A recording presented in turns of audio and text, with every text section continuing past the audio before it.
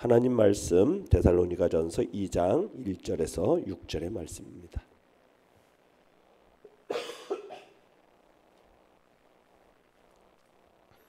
데살로니가전서 2장 1절에서 6절의 말씀 우리 한 목소리로 같이 읽도록 하겠습니다.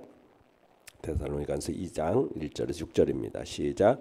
형제들아 우리가 너희 가운데 들어간 것이 헛되지 않은 줄을 너희가 친히 아나니 너희가 아는 바와 같이 우리가 먼저 빌립보에서 고난과 능욕을 당하였으나 우리 하나님을 힘입어 많은 싸움 중에 하나님의 복음을 너희에게 전하였노라.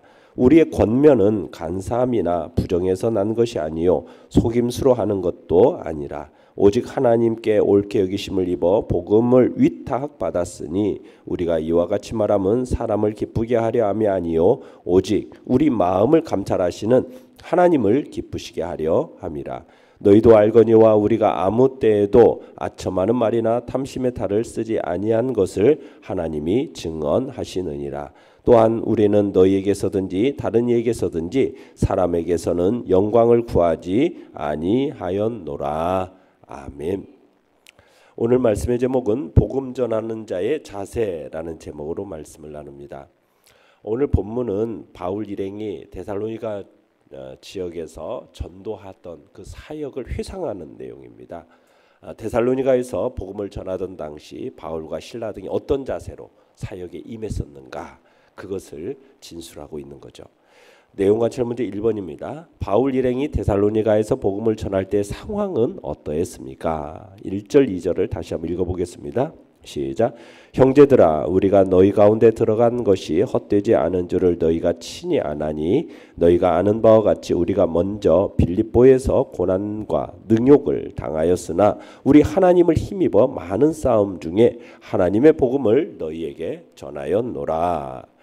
자, 이 당시에는요 어떤 일이 있었냐면 돈을 위해서 지식을 팔고 떠돌아다니는 철학자들이 많았다고 그럽니다. 그러니까 철학자들이 있었는데 이 철학자들이 이제 자신의 어떤 주머니를 채우기 위해서 이렇게 돈을 받고 지식을 파는 일들 그런 일들이 있었다는 거예요.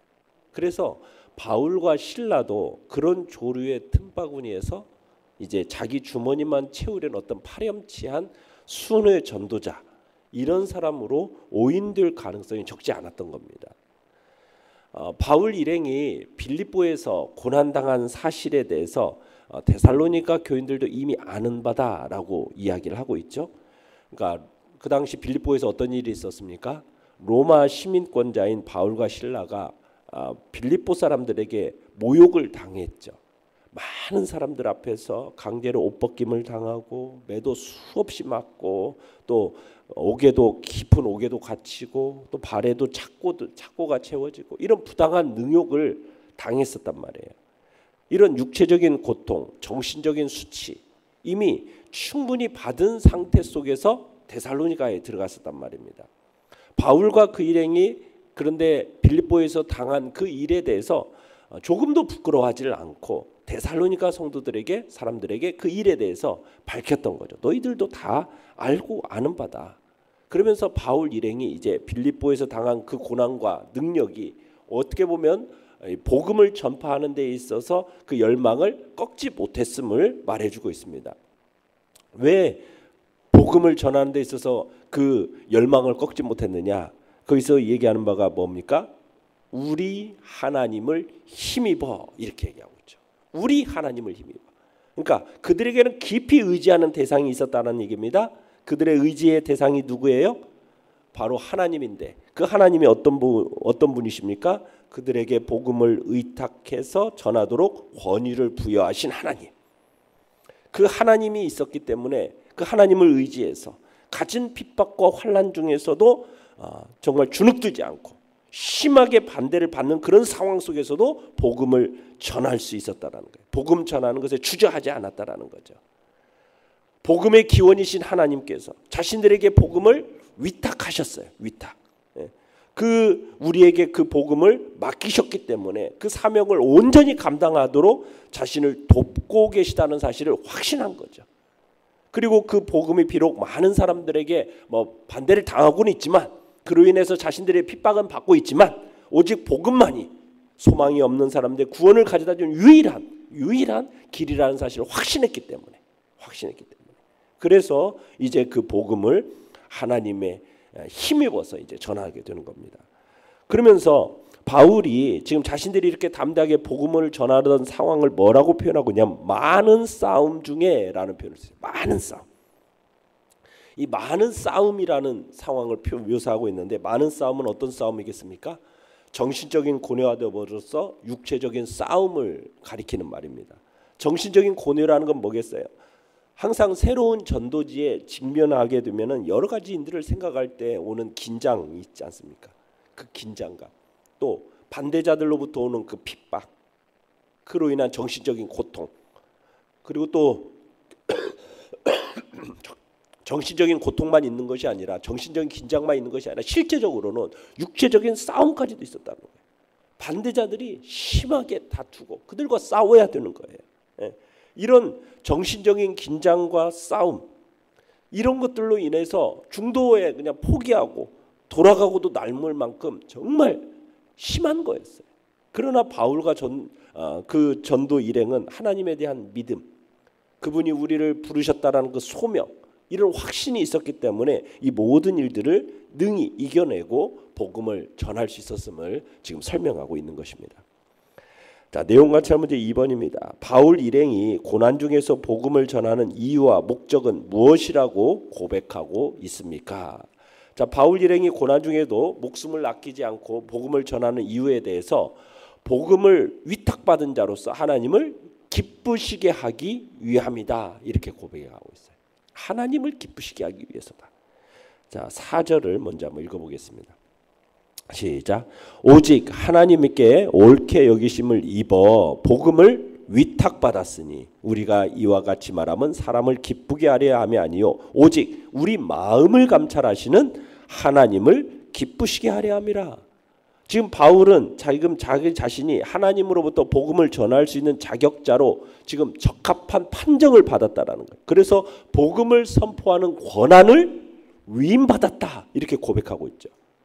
그러니까 바울의 이 고백 안에는 복음에 대한 자신의 청지기직의 개념이 들어있어요. 그러니까 하나님께서 집주인이 자기 재산을 청지기에게 맡기는 것처럼 복음을 지금 바울 자신에게 맡기셨다라는 거죠. 그래서 바울은 지금 이 복음의 청지기로서 이 복음을 하나님의 뜻에 따라 전하기 위해서 힘썼다라는 거죠. 그래서 바울 일행의 전도의 목적은 뭐냐? 사람을 기쁘기 위해서 하는 것이 아니라 오직 한 분 하나님, 우리의 마음을 감찰하신 하나님, 그 하나님만을 기쁘시게 하기 위해서 지금 이 복음을 전하고 있다는 거죠. 사람들로부터 어떤 호의를 얻기 위해서 자신이 전해야 할 어떤 메시지를 왜곡하는 일도, 적당히 타협하는 일도, 그런 것도 없이 하나님이 나를 어떻게 정말 적합하다, 이 복음을 전하기에 합당한 자다 여기셨기 때문에 내게 이 복음을 맡기셨으니 내가 복음을 위탁받은 자로서 난 하나님을 기쁘시게 하기 위해서 이 복음을 전한다. 지금 그렇게 얘기하고 있는 것입니다. 자, 그러면서 바울은 자신이 사람이 아니라 하나님을 기쁘시게 하기 위한 진실된 자세로 복음을 전했다음을 또다시 6절에서 피력하고 있어요. 6절 다시 한번 읽어보겠습니다. 시작. 또한 우리는 너희에게서든지 다른 이에게서든지 사람에게서는 영광을 구하지 아니하였노라. 그러니까 바울 일행이 그리스도의 사도의 권위를 내세워서 데살로니가인들에게 어떤 경제적 지원이나 명예를 요구할 수도 있었어요. 그런데도 불구하고 그렇게 하지 않았어요. 자신들은 사도로서 사람들의 존경과 섬김을 받을 권리가 있지만 그런 권리를 행사하기보다는 오히려 그리스도를 위한 종으로서 오직 하나님의 영광을 구하는 그런 모습을 가지고 자신을 겸허하게 낮추는 그런 모습으로 복음을 전했음을 우리는 보게 되는 겁니다. 연구한 묵상 문제 3번입니다. 사람이 아닌 하나님을 기쁘시게 하기 위한 바울 일행의 구체적인 사역의 태도에서 발견되는 중요한 원리는 무엇입니까? 자, 바울은 자신의 내면에 어떤 간사함, 부정, 속임수 이런 게 없는 태도로 사역에 임했음을 얘기하고 있습니다. 그리고 또 데살로니가 교회 성도들에게 무슨 칭찬을 듣기 위해서 섬기지도 않았다고 얘기하고 있어요. 또 그들로부터 뭔가를 얻으려는 목적도 없었음을 밝히고 있고요. 자기의 어떤 만족이나 자기 이익이 아니라 오직 데살로니가 교회 성도들에 대한 사랑으로 그들을 섬겼음을 이제 얘기를 하고 있습니다. 3절을 읽어보겠습니다. 3절 시작. 우리의 권면은 간사함이나 부정에서 난 것이 아니요 속임수로 하는 것도 아니라. 자, 바울의 반대자들은 아까 얘기한 것들처럼 떠돌이 설교자, 떠돌이 어떤 순회 철학자들이 있었어요. 그들은 돈으로, 자기 탐심으로 그런 것을 채우고자 그런 목적하에서 활동하고 있었거든요. 자, 그러나 바울은 그런 자들과는 달랐어요. 그럼에도 불구하고 그런 비방을 바울 일행들은 받았죠. 그러면서 나는 그런 사람들과는 다르다. 전혀 같지 않다. 그런 사실을 다시 한번 여기서 못 받고 있는 겁니다. 자신이 그런 복음 전파는 반대자들의 어떤 비방하는 대로 어떤 간사함에서 부정에서 난 게 아니다. 속임수에서 난 것이 아니다. 나의 복음자는 아주 진실한 거다. 순수한 거다. 지금 밝히고 있는 거죠. 여기서 간사라는 말은 무슨 얘기냐면 길을 잃고 옆으로 벗어나서 방황한다라는 뜻이에요.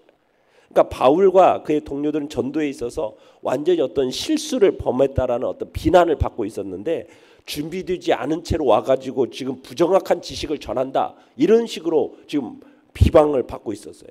그런데 바울은 뜨거운 열심만 있었던 게 아니라 주님으로부터 기인한 절대 진리를 전했기 때문에 자신의 가르침은 절대 오류일 수가 없다. 지금 그렇게 반박하고 있는 겁니다. 또 부정이라는 단어는 음행, 호색 이런 성적 더러움입니다. 그러니까 바울의 이 복음이 뭔 성적인 방종에서 난 것도 아니고 탐심에서 난 것도 아니다라는 사실을 강력하게 지금 주장하고 있는 거예요. 당시 이방 종교들은 대부분이 이게 매춘 행위라는 종교의 중요한 부분으로서 인정했거든요. 대부분의 순회 철학가들은 이 돈에 대한 욕망으로 철학을 가르쳤어요. 그러니까 바울은 결코 그런 모습을 취하지 않았다라는 거예요. 세 번째 속임수라는 것은 뭐냐면 어떤 화려한 말로서 사람을 기만하고 속이는 것을 얘기하는 겁니다. 그러니까 바울은 전한 복음은 그런 기만과 연결되지 않았다는 걸 나타내는 거예요. 어떤 유창한 화술로 환심사서 돈을 얻어내려는 그런 철학자들과는 다르다라는 거죠. 바울은 오직 영혼에 호소하는 진지한 말로 어떻게 해서는 그들을 죄에서 돌이키려고 하고 자기 목숨을 희생해서 그들이 구원받을 수 있다면 그렇게라도 할 자세로서 되어 있었다라는 것을 얘기하는 겁니다. 5절을 읽겠습니다. 5절 시작. 너희도 알거니와 우리가 아무 때에도 아첨하는 말이나 탐심의 탈을 쓰지 아니한 것을 하나님이 증언하시느니라. 바울 일행이 그런 거예요. 우리는 어떤 사리사욕을 채우기 위해서 너희들에게 듣기 좋은 말을 하는 것도 아니고 어떤 구실을 내세우는 것도 아니다. 그 하나님이 증언하신다. 그러니까 지금 바울 일행이 갖고 있는 그 온갖 가진 오해와 증상 속에서 끝까지 담대하게 자신들의 사역을 감당할 수 있었던 것은 바로 하나님이 우리의 증인이시다. 하나님이 증인. 그런 확신 속에서 얘기하는 겁니다. 진실을 보장해 줄 최후의 보루로서 하나님을 증인으로 내세우고 있는 거죠. 느낀 점 4번입니다. 자, 당신은 아첨과 탐심을 가지고 사역을 감당하는 사람들을 만날 때 어떤 마음을 갖게 됩니까? 여러분, 아첨하는 말, 탐심의 탈을 쓰는 것은 어떤 자기의 이기적인 욕망을 추구하기 위해서 사람의 비유를 맞추는 것으로서 성령을 근심하게 하는 행위입니다. 아첨이라는 게 뭡니까? 사람을 기쁘게 하는 수단으로 결국에는 그 목적은 뭐예요? 자기의 이기적인 욕망을 충족시키기 위해서 하는 거잖아요. 탐심의 탈을 쓴다는 건 뭡니까? 그 마음 속에 탐욕으로는 가득 차 있으면서 겉으로는 탐심이 없는 척, 전혀 없는 처럼 철저하게 위장하는 삶을 사는 것이 이 탐심의 탈을 쓴다는 거잖아요.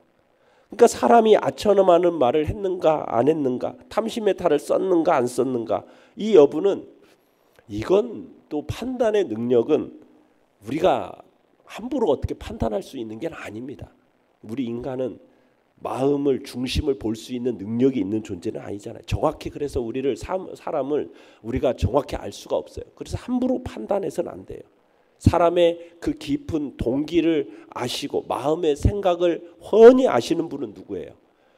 우리의 마음을 감찰하시는 하나님이신 거죠. 그래서 우리가 함부로 사람을 판단하고 정죄할 수는 없지만 우리가 그런 모습을 본다면 얼마나 우리의 마음이 안타깝습니까? 그죠? 우리가 우리의 마음에는 항상 아첨과 탐심이 아닌 하나님 앞에서 항상 진실한 마음으로 복음을 전하겠다는 어떤 그런 결단들이 우리 안에 있어야 할 것입니다. 하나님의 복음에 대해서는 아주 순수하고도 아주 진실한 동기 속에서 우리는 전파해야 될 것이고 오로지 하나님의 계획과 섭리에 따라서 하나님의 그 영혼을 구원하기 위해서 복음을 전파해야 되는 거죠. 어느 누구라도 복음을 우리의 유익이나 자신의 명성, 어떤 개인적인 이기적인 목적 이것을 위해서 전파된다면 아마 구원을 전하는 구원의 도와 그 사람과는 아무 관계도 없고 분기도 없을 것입니다. 우리는 이 사실을 명심하고 오직 진실함과 순수함으로 그 영혼의 구원과 하나님의 영광을 위해서 복음 전하는 자로 우리가 세움받겠다. 주님 앞에서 다시 결심하시길 바랍니다. 결단과 적용 5번입니다. 우리가 바른 동기를 가지고 하나님의 복음 사역에 동참하기 위해 힘써야 할 태도와 행동은 무엇입니까? 우리가 복음을 위해서라면 어떠한 고난도 감수하겠다라는 자세와 태도를 가져야 할 것입니다. 또 자신의 영리, 위익을 위해서가 아니라 사람의 영광을 구하지도 않고 오직 하나님을 기쁘시게 하는 태도, 그런 태도로 복음 사역에 동참하겠다. 오직 영혼들에 대한 뜨거운 사랑을 가지고 복음을 전하겠다. 정말 이게 바로 우리 복음 전한 자가 가져야 할 중요한 가치임을 다시 한번 확인하게 됩니다. 오늘의 기도 같이 읽겠습니다. 시작. 어떠한 고난 속에 있다 하더라도 하나님의 영광을 구하며 복음을 위하여 깨어지는 삶을 살게 하소서. 아멘. 말씀을 생각하며 기도하시고요. 연약한 우리의 지체들을 위해서 기도해 주시며 또 여름 사역 이제 7월 첫 주에는 청년부 사역을 시작으로 해서 우리가 특별 새벽 기도와 중고등부 또 유초등부 성경학교 수련회를 위해서 또 기도해 주시기 바랍니다. 주여, 우리 세 번 부르짖으며 간절한 마음으로 나갑니다. 주여, 주여, 주여. 살아